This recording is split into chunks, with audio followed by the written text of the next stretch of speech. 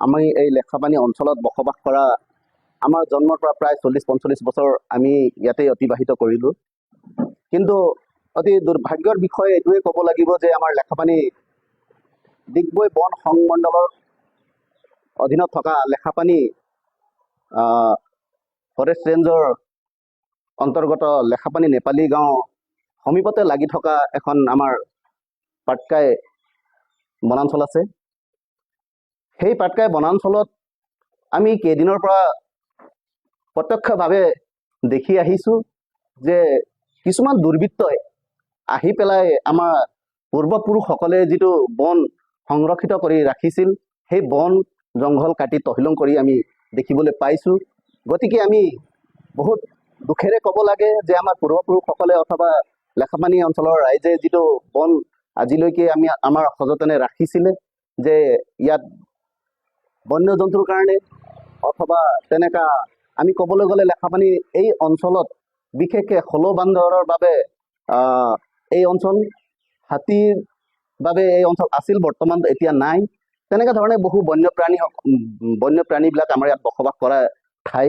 গতিকে আজি আমি কিছুমান দুৰ্বৃত্তকাৰীয়ে এই অঞ্চলটো যেনেধৰণে কাটি তহিলং কৰিছে তাৰ বিষয়ে আমি বহুত অন্তৰত দুখ পাই আজি সংবাদ মাধ্যমেৰে আমি জনাব বিচাৰোঁ যে লেখাপানী বনাঞ্চলৰ বন বিষয়াসকলকো জনাব বিচাৰোঁ যে এই বনাঞ্চলখন যি দুষ্কৃতিকাৰীয়ে কাটি তহিলং কৰিছে, তদন্ত কৰি যিসকল দুষ্কৃতিকাৰী আছে তেওঁলোকক আইনৰ কাঠগড়াত থিয় কৰিবলৈ আমি অনুৰোধ কৰিছোঁ।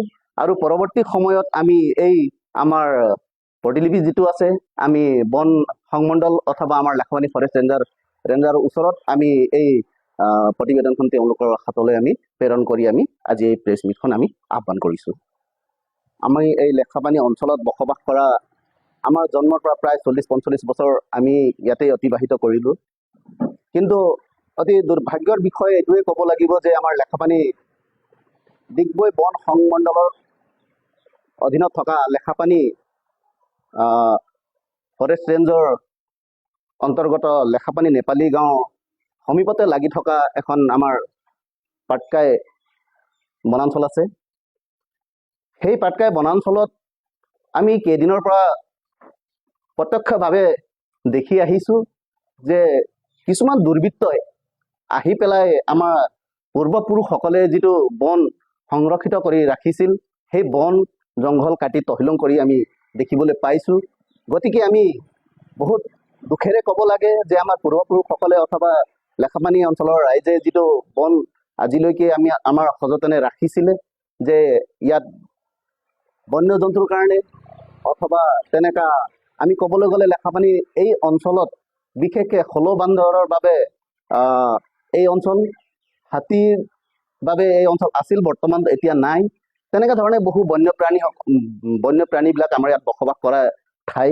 গতিকে আজি আমি কিছুমান দুৰ্বৃত্তকাৰীয়ে এই অঞ্চলটো যেনেধৰণে কাটি তহিলং কৰিছে তাৰ বিষয়ে আমি বহুত অন্তৰত দুখ পাই আজি সংবাদ মাধ্যমেৰে আমি জনাব বিচাৰোঁ যে লেখাপানী বনাঞ্চলৰ বন বিষয়াসকলকো জনাব বিচাৰোঁ যে এই বনাঞ্চলখন যি দুষ্কৃতিকাৰীয়ে কাটি তহিলং কৰিছে, তদন্ত কৰি যিসকল দুষ্কৃতিকাৰী আছে তেওঁলোকক আইনৰ কাঠগড়াত থিয় কৰিবলৈ আমি অনুৰোধ কৰিছোঁ।